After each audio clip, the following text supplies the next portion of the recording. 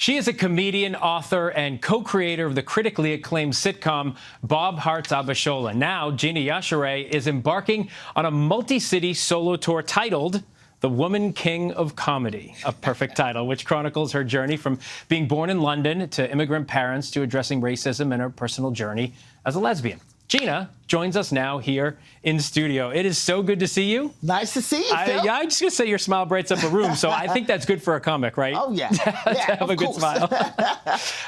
For those who know your comedy, they know what to expect when they see you in one of these shows. But for those who don't, what can people expect when they come see you? I'm a storyteller, so I'm basically telling stories from my life, from living in London, growing up in England in the 70s and 80s, becoming an engineer. I was the first elevator engineer with Otis in their 100-year history in the UK. So I built and repaired elevators for a living before I got into comedy. Is that what you studied at university? Or? Yes, I studied electrical electronics engineering. Cool. So I went from engineering to comedy, did comedy in England, had a pretty decent amount of success, and then I was like, I've been dreaming of living in America since I was 4, and so I came out to America, and this is where I've been ever since. How does one transition from engineering to comedy? It's crazy. Right? Nobody does it this way. I have no idea. It just happened. I was doing engineering, I left that job, I was taking the summer off, and I kind of fell into comedy, and then I was like, you know what?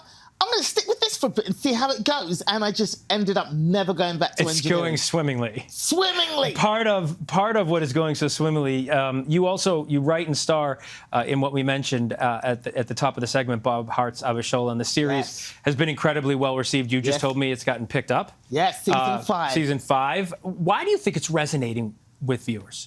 Because it's a story about these two families that come together, this white, wealthy family from the Midwest and this Nigerian immigrant family, and they come together through love, the two of them falling in love. And it's a sweet, wholesome, beautiful story, and it just shows that people are just people. It doesn't matter where you come from in the world, that love basically rules, and that's basically what the story is, and people have really come to fall in love with these characters. You tackle immigration, family dynamics, workplace issues, sexuality. How do you balance? I guess that's the real trick and the brilliance of comedy. How do you balance those issues with comedy? Well, our first port of call is comedy. It's a comedy, so we have to comede.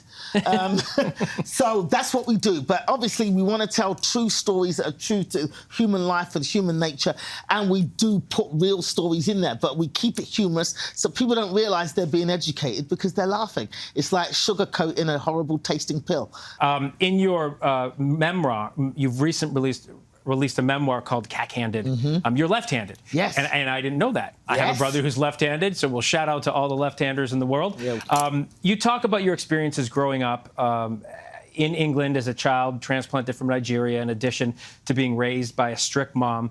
You also talk about racism. Yes. And how did these experiences when you were a kid sort of shape where you are today in your comedy?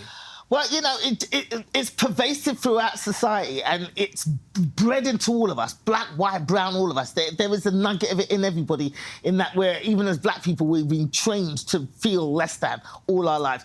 But I constantly fighting against it. I was constantly fighting to make the best of my life despite the barriers that have been thrown in front of me. So it kind of made me stronger and more resilient because I'm constantly dodging these bollards that have been put in my way and trying to make my way forward. So, yeah, definitely giving me more resilience and strength. I would think, just as a fan of comedy, I laugh sort of the loudest when people are making jokes about everyday stuff that I can really relate to. Yeah. But I would imagine when it comes to immigration and racism and these things that are part of everyday life as well, not just like, you know, a joke about going to the grocery store and whatever, but how do you make jokes? How do you make people laugh with issues like racism and immigration? Because I'm not just going, white people, you're all racist. I'm not doing that. I tell funny stories about what has happened to me. So I put them into entertaining stories, but then teach people that racism is not just the Ku Klux Klan walking around in hoods, you know, terrorizing people. It's just everyday sort of... It's in everyday life. Subtle... sort of death by 1,000 cuts racism. But it's still an interesting and entertaining story because at the end of the day, I'm an entertainer, so I'm here to entertain. Gina, thanks so much for joining us. Tickets for the Woman King of Comedy Tour are available to purchase now. You can find more details on GinaYashere.com. Hi, everyone. George Stephanopoulos here. Thanks for checking out the ABC News YouTube channel. If you'd like to get more videos, show highlights, and watch live event coverage, click on the right over here to subscribe to our channel. And don't forget to download the ABC News app for breaking news alerts. Thanks for watching.